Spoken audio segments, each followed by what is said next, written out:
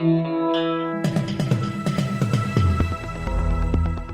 listening to Errol Parker and Clancy Overall, editors of the Betoota Advocate, on Desert Rock FM. Welcome back to the Betoota Advocate radio show, here live in the Old City District, downtown Betoota, recording from the Budgy Smuggler studio. You're joined, of course, by myself, Clancy Overall, editor of the Betoota Advocate, and Errol Parker, editor-at-large. With me, how are you, Errol? Good, mate. Cracking day here in the Diamantina. Not a cloud in the sky. I think that summer's just around the corner. It's warming up. It's great. We've actually recorded in the Diamantina Shire 1,000 days of zero community transmission of coronavirus.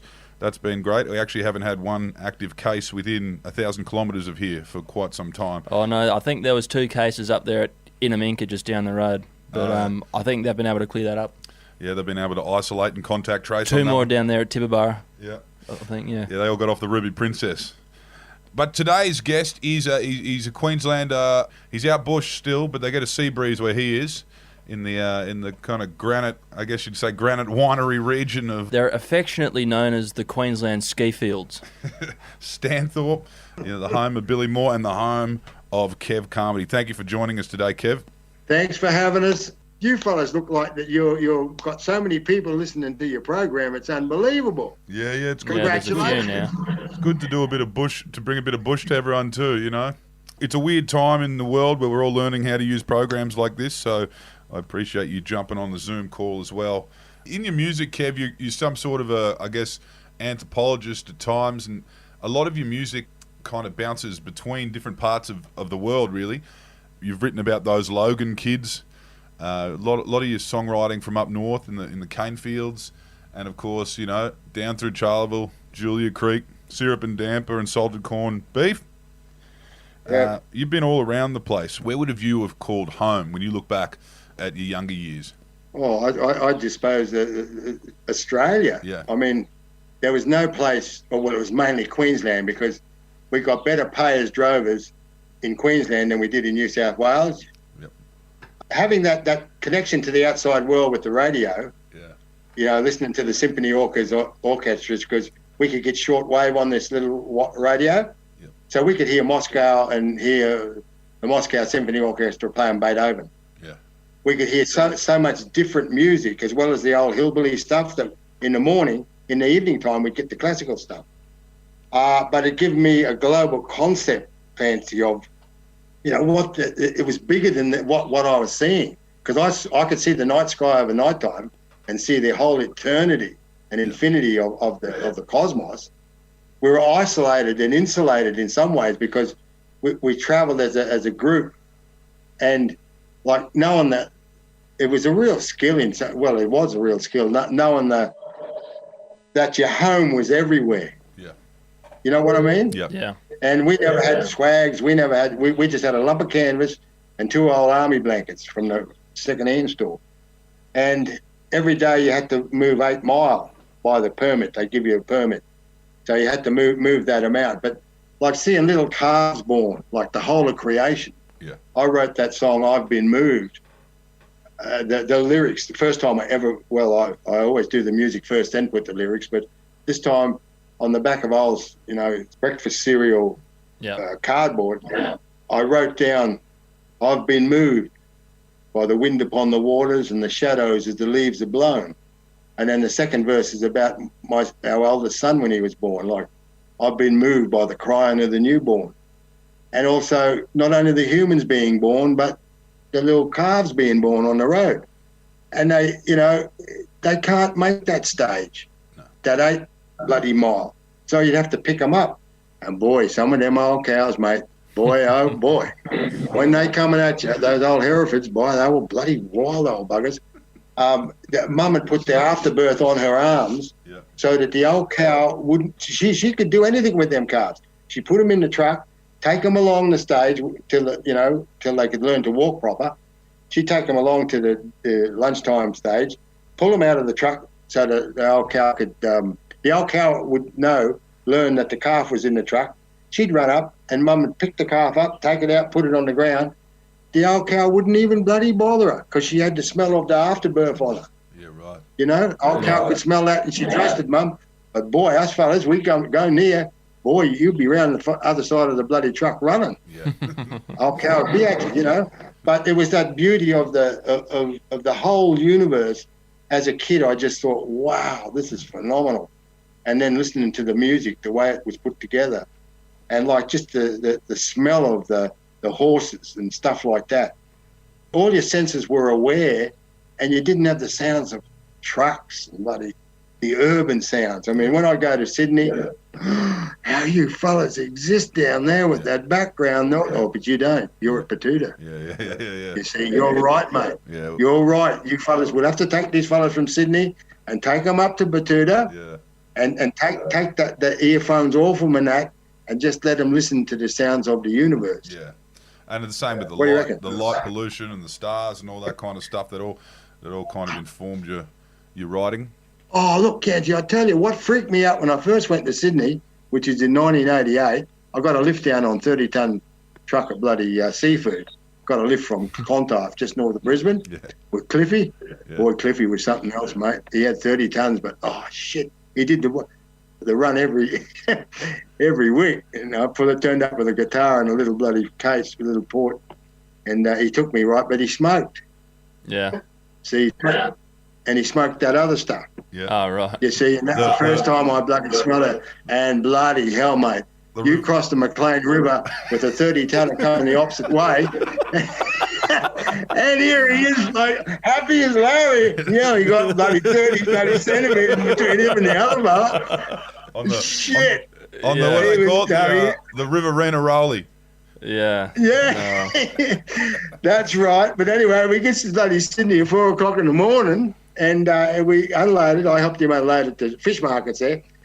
And he'd give me, in a 30-tonner, it was empty, of course, but he'd give me a Uber ride in a 30-tonner down Broadway, and I had to meet this bloke at the Broadway Hotel.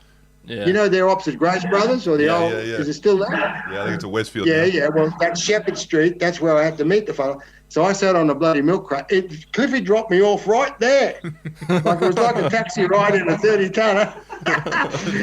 And I sat there looking at this road, and I thought, holy bloody hell, this is Progress Freeway, mate. This is unbelievable. Because, like, just watching the city wake up from about 5 o'clock onwards. Yeah. Yeah, it was a bit weird. Because they all thought I was a derelict or something sitting there. Yeah. But they saw the guitar, but I suppose they thought, well, he's got some money. He hasn't pawned that. In your writing, you talk about the deep north in the cane fields, and you kind of talk about this egalitarian society you lived in with Slim Dusty sang about it, men of all nations and places.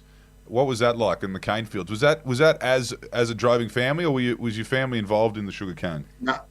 Well, see, Mum being Indigenous and Dad being Irish, they couldn't get married in southern Queensland because it was against the law. Right, so they went up to Cairns, back to my grandfather was born in the bush before the turn of the 20th century, in the middle of Lakefield National Park. Right, right up on the Cape, crocodile country, mate. Yeah, Crocodile Dundee. You want to watch out if you go up there. But anyway, that's where they went to get married. So Dad was a volunteer in the Second World War. He got out, he married Mum, and they went up. They got married in Cairns because it was really multicultural then. Dad worked in the sugar mill, shoveling bloody coal into the big furnaces for the Mulgrave sugar mill. Right. And he got his steam ticket, because we could get rides on the little cane train, the little steam trains. But then him and his dad, they had a block of land down in southern Queensland that they rented off the government, and the government said in 1950, unless you come back to the block of land, because we were 4 years in Cairns, unless you come back, we're going to take it off you. Our Dad and Mum came back, and Dad used to do all the work for the stations, and like fencing and droving and mustering and branding. It was all contract them days. Yep. For the big stations. And that's how we come down to southern Queensland. But like we used to do as a family, because we're only a small unit, we used to do the smaller droving trips, 800 mile max. We wouldn't even get 800, probably 600 miles. But that's the way we made a living, and we used this block of land as a place to run the horses and milking cows and stuff like that. But yeah, like it was multicultural, Clancy, up in Cairns. There was Maltese, there was Yugoslavs, there was bloody Greeks, there was Italians. Yeah, it was multicultural. We learned about garlic, we learned about bloody chili, we learned about tomatoes, all that sort of stuff because of the immigrants that had come in after the Second World War. Yeah. Yeah, right. And I actually did the last hand cutter cane at the Nambour Sugar Mill. Right. Just north of Brisbane. Yeah. That's a bloody hard job, but geez, it's good money. Yeah.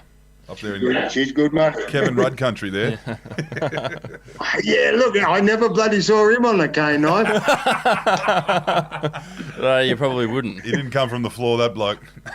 Mate, where did music start to find a place in your life? Was it around sort of this time, or was it something that come a bit later? No, look, it was always there.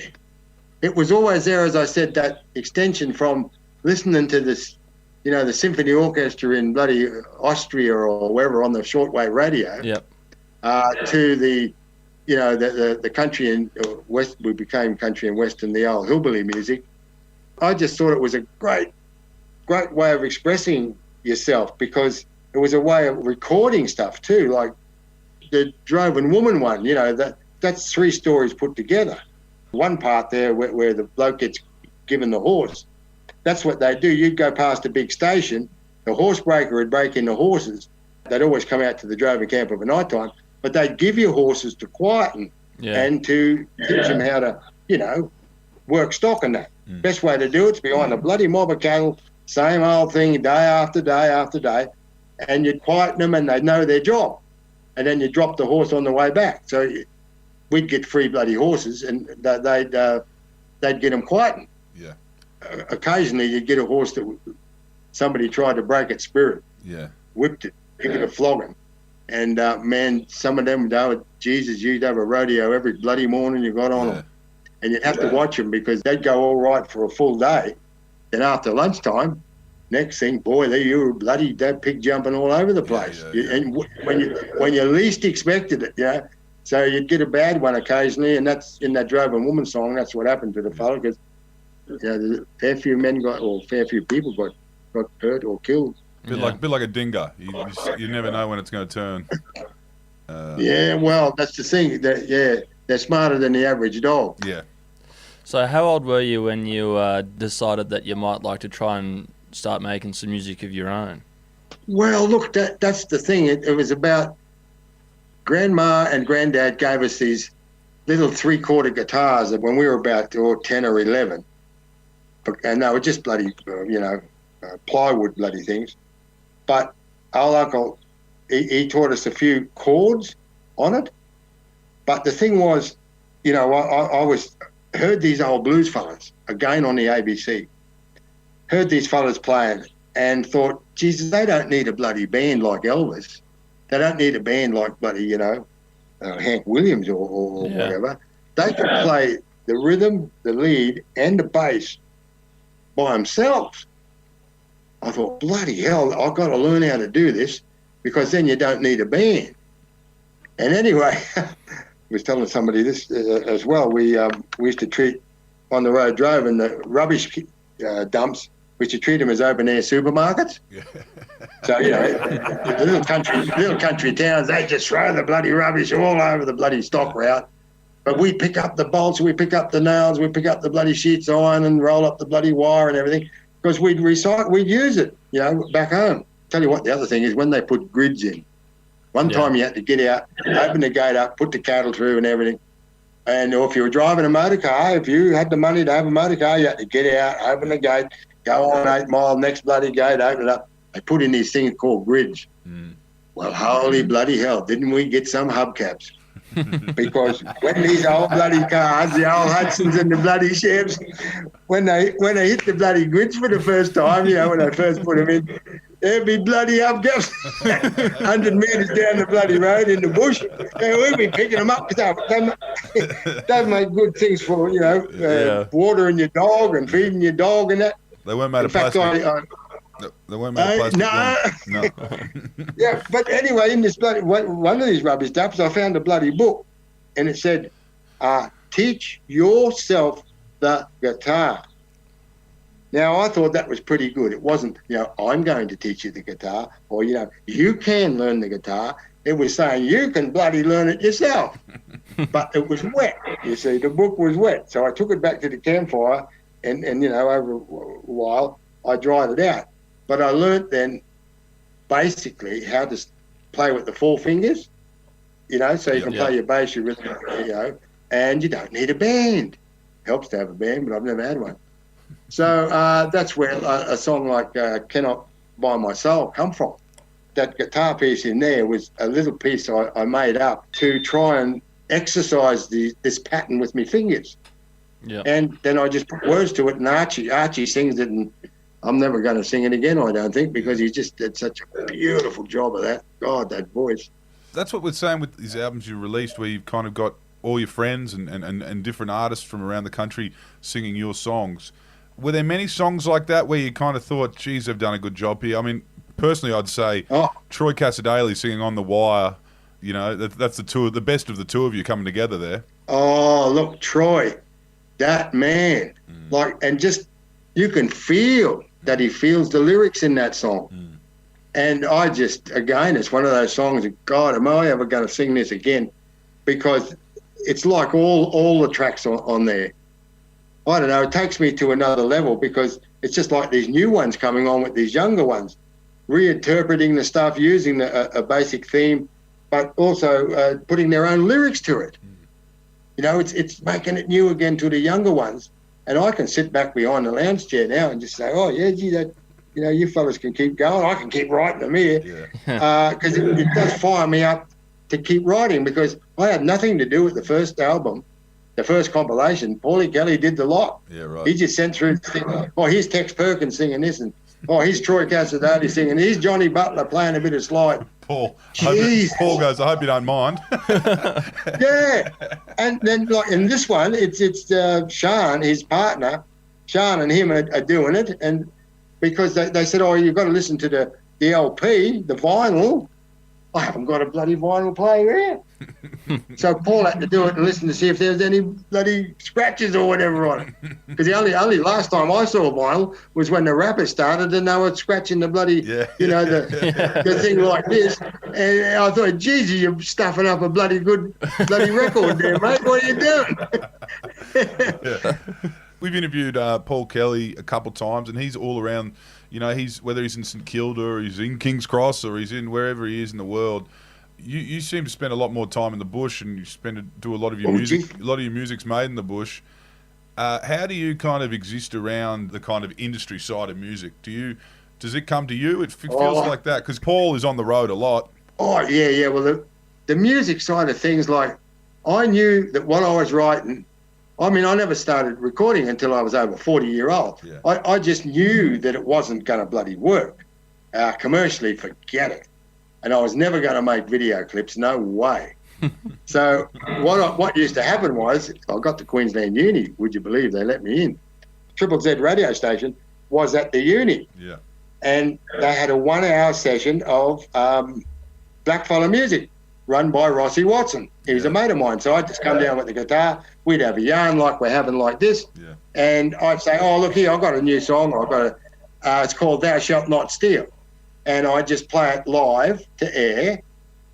But he'd record it on the 1/4-inch tape.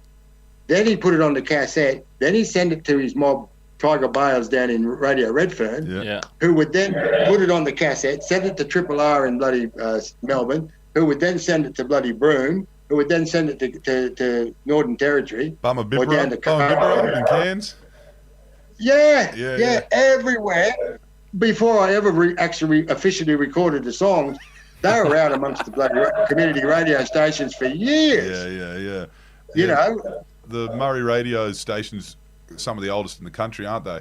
In terms of ongoing community setups. Yeah. When did you start? We just spoke with the label executive before helping us set up the Zoom call. When did you start meeting people like that?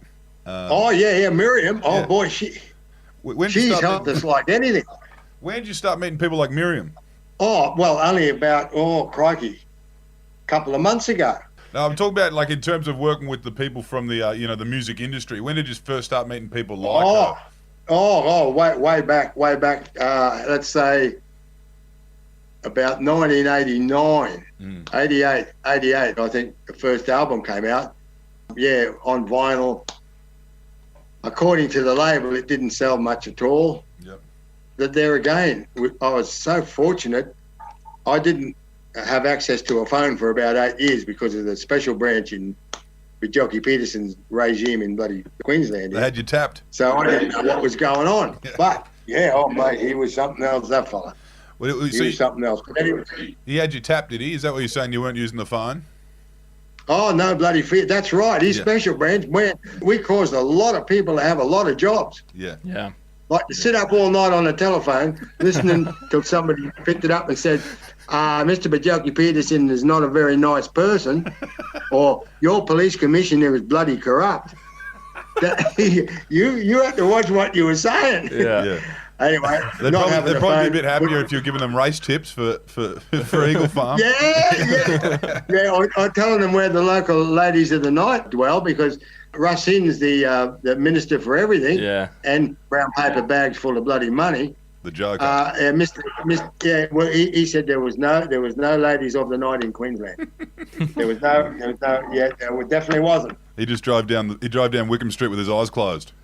Dead right. Yeah. We won't say any names now because we might wind up in trouble. There's a few of them still alive, mate, I can tell you. There's one working for the Department of Home Affairs right now, I think. Look out! You'll be put off air, and I'll have the cufflinks. You'll have to throw the phone away again. Yeah. Yeah, mate. Yeah.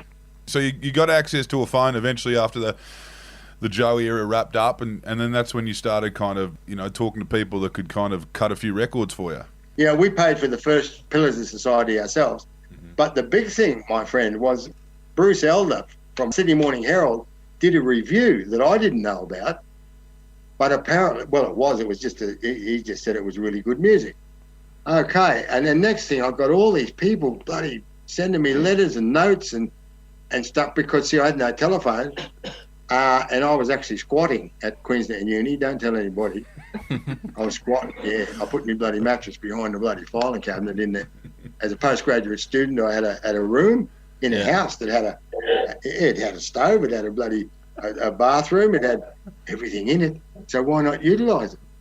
Which I did. It was a halfway house for the women too. Yeah, right. If they got in trouble of a night time going from the university to the West End Ferry, they could race into my little place where I was, squatting. Yeah. Anyway, what else could I tell you? Have they still got any grapes in Stanthorpe? Oh, Jesus, yeah. There's no peaches, there's no nectarines, there's apples and there's pears still left, but yet, no, God, wine and cheese. Yeah, right. But one thing I wanted to ask, Kev, is when did you meet Paul Kelly? Because that seems like a pivotal moment in both your careers.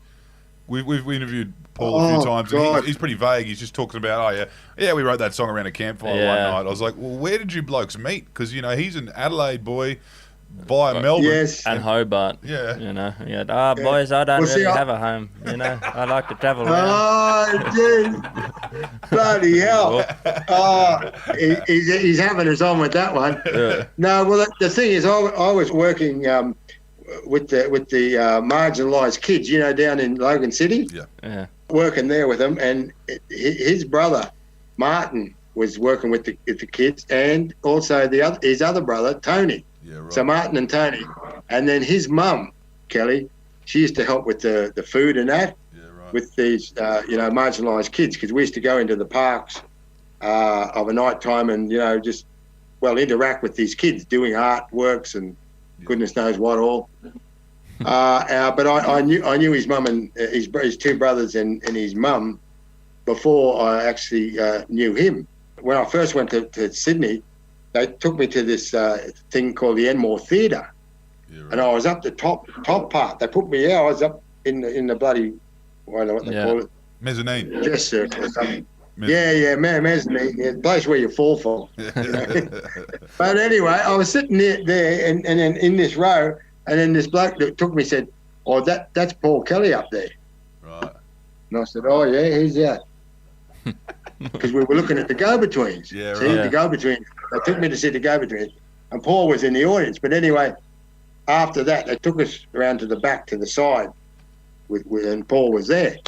And that's where I sort of first, I said, yeah, okay, well, I knew him.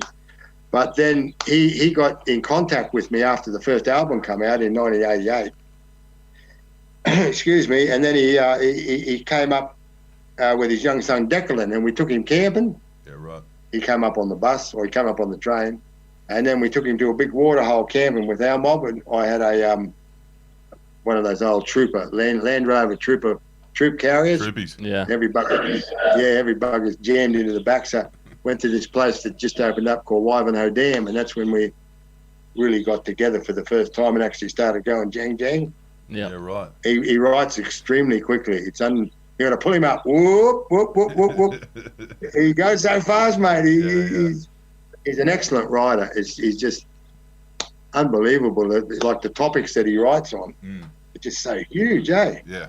Yeah. Is that where you wrote From Little Things, Big Things Grow, the two of you, or was that? Yeah, because I had a sort of a bit of an idea, and very boring chord progression, and I switched it from the mandolin to the banjo, and he got it on the guitar, and he had this concept of, relationship thing between one-on-one. From this small thing, it's grown into something really big, and what happened with the song was, it turned into a cultural love song. Yeah. Because I said, like, it's great, the chord progression's boring, but it'd be great to tell a story with. That's what happened. I just told him that the thing that really sort of took us, or our interest, was walking in on the camp one night. Mum just said, I just listened to the ABC News there, and Gringy Mob just walked off Vesti Station. Yeah. We thought, holy bloody hell, this is what? This is 1966. Like, they're going to bloody shoot them, or they're going to wind up with the cuffs on, like looking out through the pigeonhole. They're going to log them up. Yeah. So I told Paul about that, and he got interested, and all of a sudden it happened, and it was on the back burner. Believe me, as Paul will tell you, it was just a filler. We just thought, okay, that's it. So you did. I couldn't record it. You didn't think, oh, we'll be singing this at Gough Whitlam's funeral one day. Oh shit, no, no way. And then he didn't go play the didge on it. Yeah, Did he happen to be around? Yeah. No. Yeah, because Ernie's coming up here in a few weeks' time. But yeah, no, that's what happened. Is it was just virtually a filler, and I couldn't record it because the old man passed away. Yeah. So Gummajai, I couldn't culturally say the name for 2 years. Yeah. So my recording of it was just, it really wasn't a proper recording. It was just we were doing something for a bloody TV mob, and they just happened to flick the switch, and me and Paul and the Titters were singing it. Yeah, right. It was for TV. But I've never actually done a proper recording of it. But yeah, well, I just felt so proud to be there with Nolly Pearson and the orchestra, and that at that memorial for Gough, because we really did think that, he started off something for us mob. Did you see much of that as a young man up in the top of Australia? I mean, the Lord Vesti idea of an aristocrat from overseas owning land was happening in the Gulf as well at some point too, with these families from London and Scotland were sight unseen owners of a cattle station. Oh, crikey, yeah. Yeah.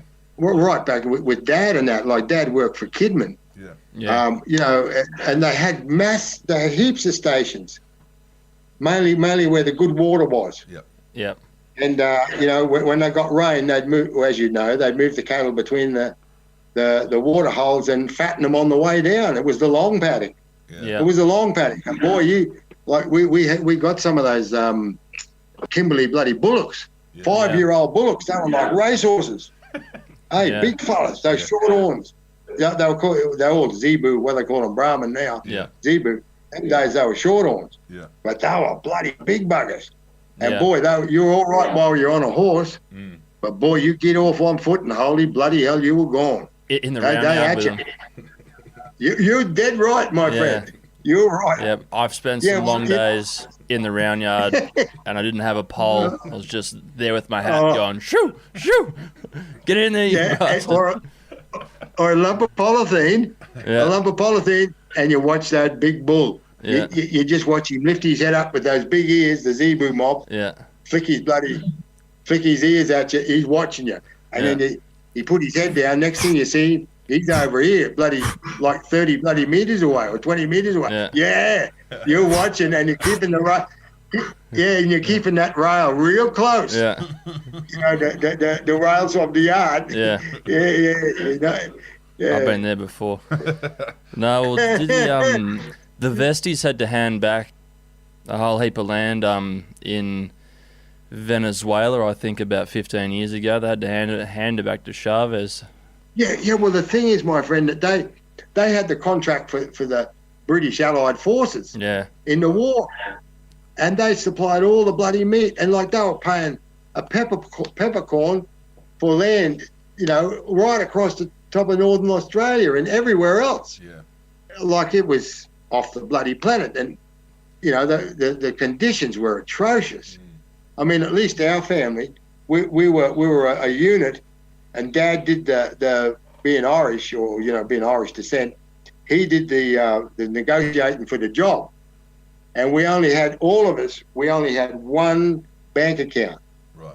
So that Uncle, and my brother and myself and all of us, we all paid in. So if one fellow had a job, mustering or branding, the other fellow had a job wool pressing, or it all got paid into the one bloody account. Right. So that every bugger had a bit of something. Yeah. But when you look at what Vesties, like... It's the same with the Vesties, because all those kids are pulling out of the same account, aren't they?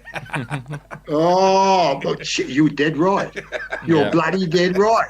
We should go over and say, oh, look, Mr. Vesty, now, I don't want to sort of point things out, but like, I've just added it up on my calculator, and you've had, it was 300 square miles. All right. Yeah. And we multiply that out, and this is what you bloody owe us, mate. Yeah. Because the calculator would be waving a white flag. Yeah. Because the decimal point would be so bloody far to the right that it'd be off the calculator.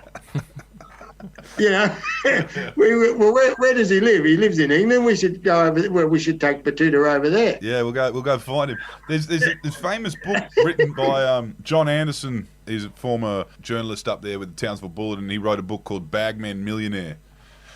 It's about a lot of those old families up in the Gulf, the scrappers, and a lot of the kind of Murray stockmen perhaps maybe did end up with a few beasts that belonged to Vesty and built an empire off them. That was the thing you'd often come across. See, as you know, in the old days, the stock routes were called 10 chain wide. They were 10 cricket pitches wide, right? Yeah. Way over in the bush there somewhere, you'd be riding along on the bloody horse. You'd find this dead beast, right? And it'd been there for five bloody months. But the hide would still be there, and it'd be pulled around and that. But you'd find that it only had 2 legs. Yeah, because that's when the chainsaw come in. Yeah. That's what they do is they'd run the bloody bullock out, cut the throat, down and go, okay.